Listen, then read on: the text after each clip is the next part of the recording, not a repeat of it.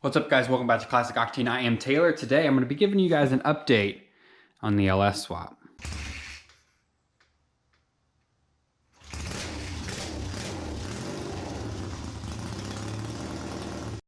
So I'm going to be going handheld with the GoPro today so I can get you guys kind of all around underneath the car without trying to get my big camera in everywhere. So I apologize if the video ends up being a little bit shaky, but let's just go down the list of what I've done. Obviously, first thing is the motor and transmission are in the car. So where I left you guys off last time, we had pulled the small block and the 4-speed out.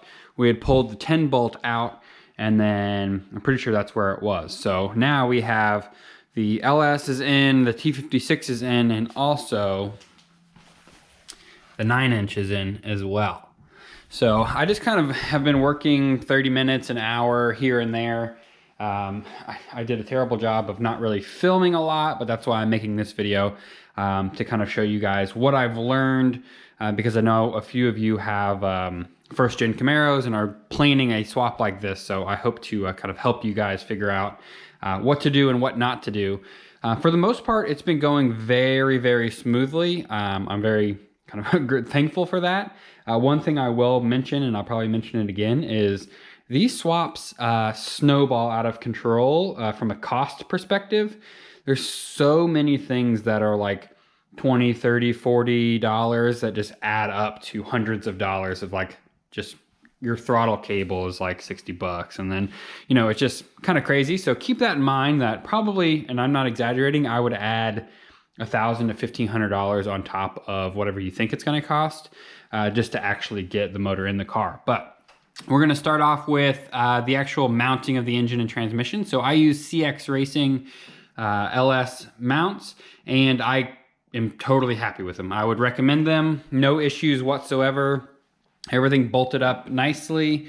They are stainless. They have a bunch of different mounting options. I don't know if you can see them down there. It might be easier to see on this side, potentially.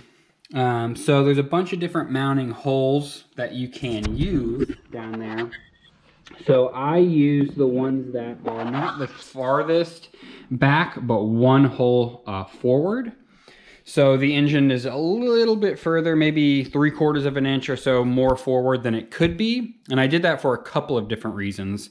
One is I wanted extra clearance on the back here so that I can actually get to the top transmission bolts from this side. I don't have to have like a 3-foot extension underneath the car to get the transmission bolts out. I anticipate probably pulling this motor out, you know, inevitably when we blow it up and go turbo and all that stuff. I wanted the car to be built in a way that can be kind of easily assembled and disassembled without having to do anything too crazy. The other big reason why I wanted to or needed to move the engine a little bit forward was for alternator clearance. So this is a 04 GTO LS1 for those of you who don't know. They do have low mount alternators, which is exactly what I wanted because I like the clean look of a low mount alternator.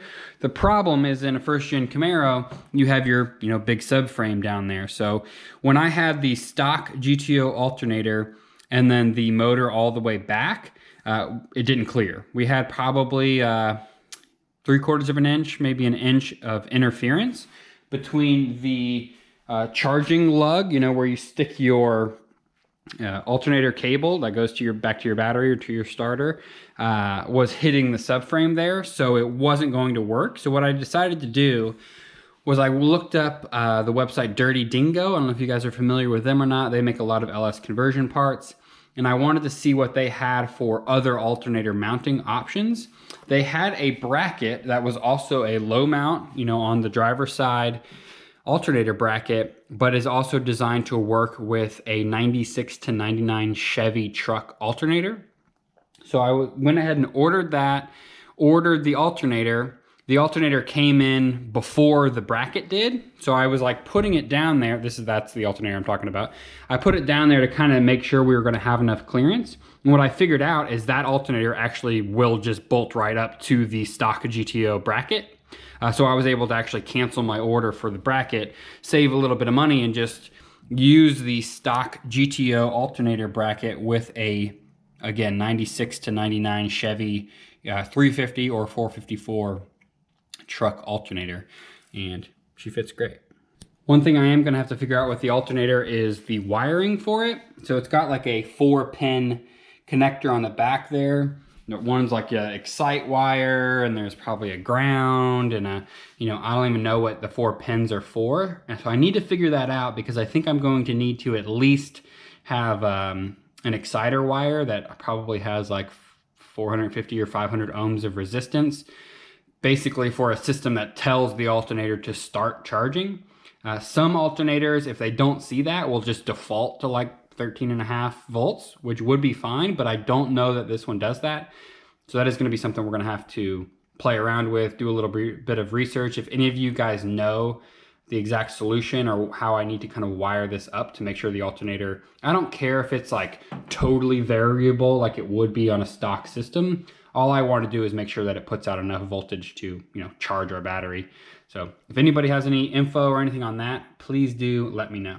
Next thing I'm gonna mention is gonna be the power steering lines. So that's this braided steel line right here that I made up. So basically how I did this was Russell makes an adapter for, I think it's 11/16 to -6 AN line that comes, from the stock steering box. Then we do a braided high pressure. This is a 2500 PSI rated. It's actually built exactly for power steering lines. I believe they call it the Power Flex line. I'll throw a link to all of this in the description below. And then that goes to another 6 AN adapter into our stock LS pump. So basically LS pump to -6 line in the middle, and then another -6 to stock, 69 Camaro steering box. While we're talking about AN lines, I can mention real quickly my fuel line. So if you guys remember, familiar with this project, I already had a -6 fuel line running from, I have an in-tank 400 liter per hour Walboro fuel pump and a Tanks Inc. EFI fuel tank. That goes to one of those LS fuel filter / regulators that basically, regulates it to 56 or 58 PSI, whatever it is. I have a -6 line from that all the way to the front of the car, and a -6 return line that goes back to the tank. So the -6 runs up here. Then I have one of these little adapters. I'll throw a link to this as well. That just goes to the quick fuel disconnect for our fuel rails, and then obviously puts it into a -6. So this LS1 is a returnless style fuel system up here, so I do not need a return line. So this is all of the fuel line we need. So that was the easiest part of the swap, probably, was just having that done. All the wiring you can see is tucked in here as well. So again, those of you who are not familiar, I am using a MS3 Gold box with their plug and play harness. So that's what this is. It's punched right through the firewall over there, and then comes through, and all of the wires and everything are cut to length. When you buy it, you tell them what injector style you have, if you're 24 or 58X reluctor wheel, all that stuff. So all of the wiring is put exactly where it should be. The only thing I still need to do is, once I figure out what I want to do for an intake, I need to put a intake air temperature sensor in there, so that we can have that kind of plug into the bottom of the pipe, into the sensor, somewhere kind of hidden, so that the ECU can pull intake air temperature for tuning purposes. Nothing crazy going on over here. Starter wiring and everything is super simple, exactly like the small block that came off of it. I do have a almost interference. We'll see how much this engine moves with my upper control arm kind of mounting bolt. It's very close, like probably a 1/16 of an inch away from this header. So that may be an issue. I can either tap in the header a little bit. I could probably cut a couple threads off of the bolt, or it might be just fine. That'll be something we'll have to kind of keep an eye on as we go, because I don't want that to wear a hole through our header, obviously. For a throttle cable, I already had a low car pedal in the car for the previous setup. So what I did was just get a low car LS style throttle cable, hooks exactly up to the pedal I already had, runs through, connects to the stock bracket, and then runs to the throttle body. So super simple. Was a little bit expensive, like I mentioned earlier, especially when you're not kind of calculating for the cost of these things. But you know, it should work really well. It seems to have full throttle and everything, no binding, no other issues. So it's worth it for the quality. A throttle cable is nothing you want to have issues with, you know, something getting stuck open or something. It's obviously, you know, something that's not gonna be a good idea to cheap out on. Last thing to mention under the hood is hidden way down here, and that is my McLeod hydraulic clutch conversion. So I don't know if you can see it way down in there. So I got the master cylinder mounted up, the little reservoir and everything. You can see that stainless line. It's not hooked up yet, but that's running from our slave cylinder in the transmission up to, that'll be this a dash 4 AN line. So I don't have it hooked up yet because you're supposed to fill it with fluid, pump it a few times to kind of bleed the master, then hook up the AN line and bleed the rest of the system. But that all seems to be working out perfectly, no issues whatsoever.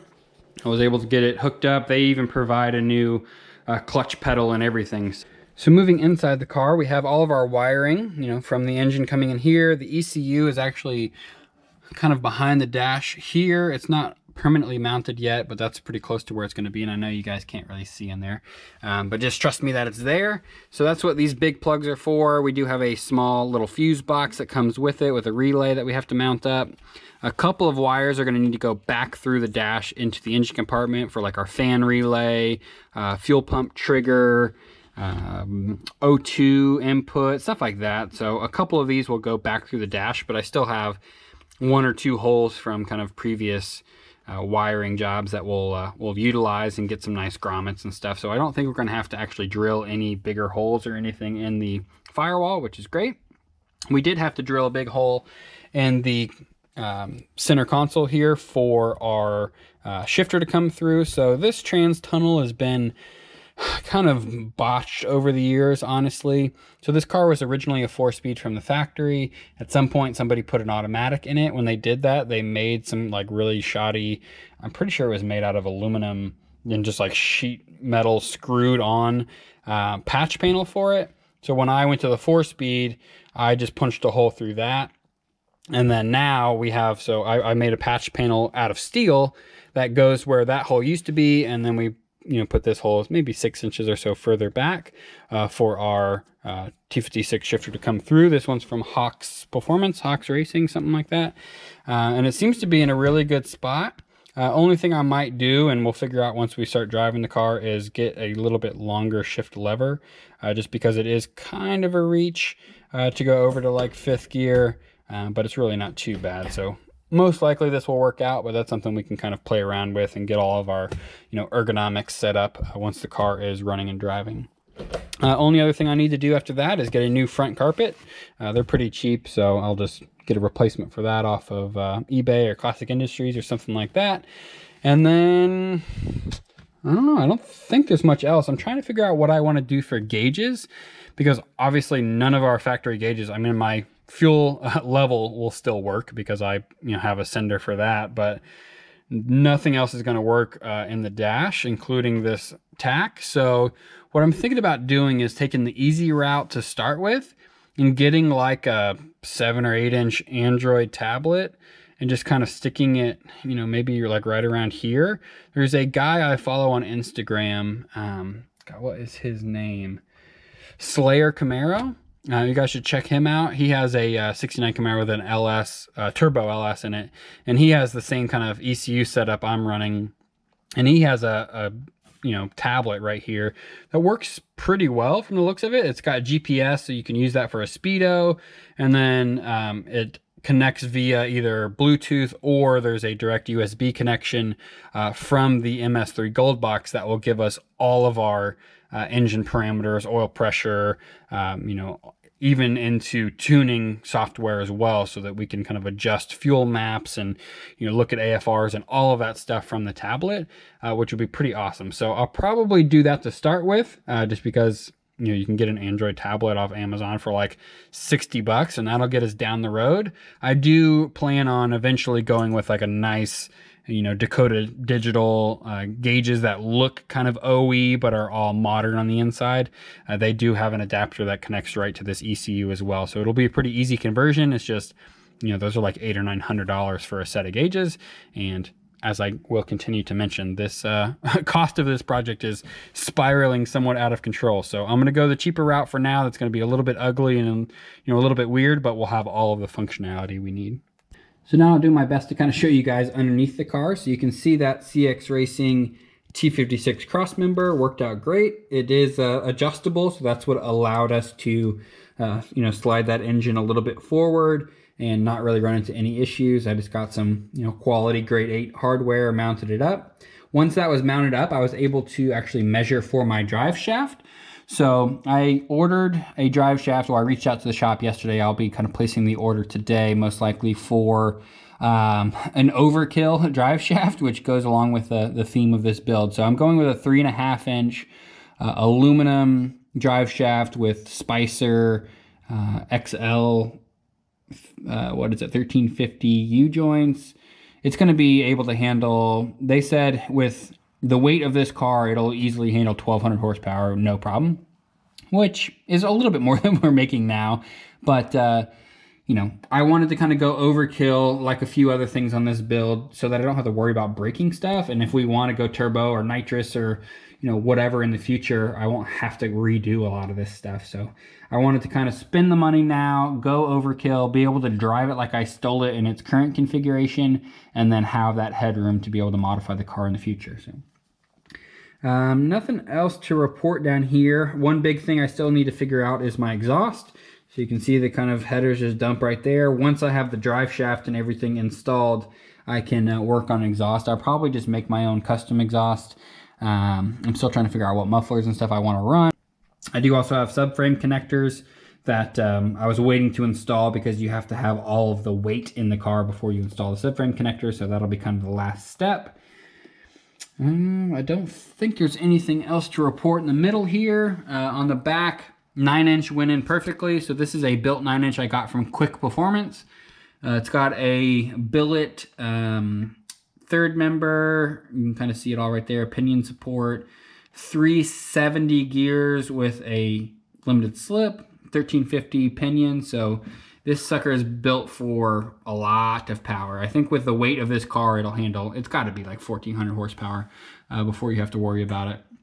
And then I had them put 10/12 bolt GM flanges on the end so that I can just use the disc brake setup I already had. So this is the same disc brake setup I had on the car before, and now we just have it on this system. So the only difference is now I have 1/2-inch studs, so I did have to get some different lug nuts. So those are on the way, and then I can kind of finalize the e-brake cable that's hanging down, and then the brake line that's hanging down as well. But it's about 98% done.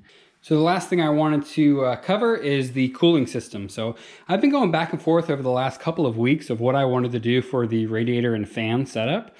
I wanted to make sure to utilize the fans off of the GTO because one, they're just good quality OE fans, and two, we can save some costs. So what I decided to do, originally I was thinking about going with like an O2 Camaro kind of factory radiator, just because those are obviously designed to cool an LS1, should be totally fine. But those were a little bit smaller than what these fans, the kind of footprint of these fans.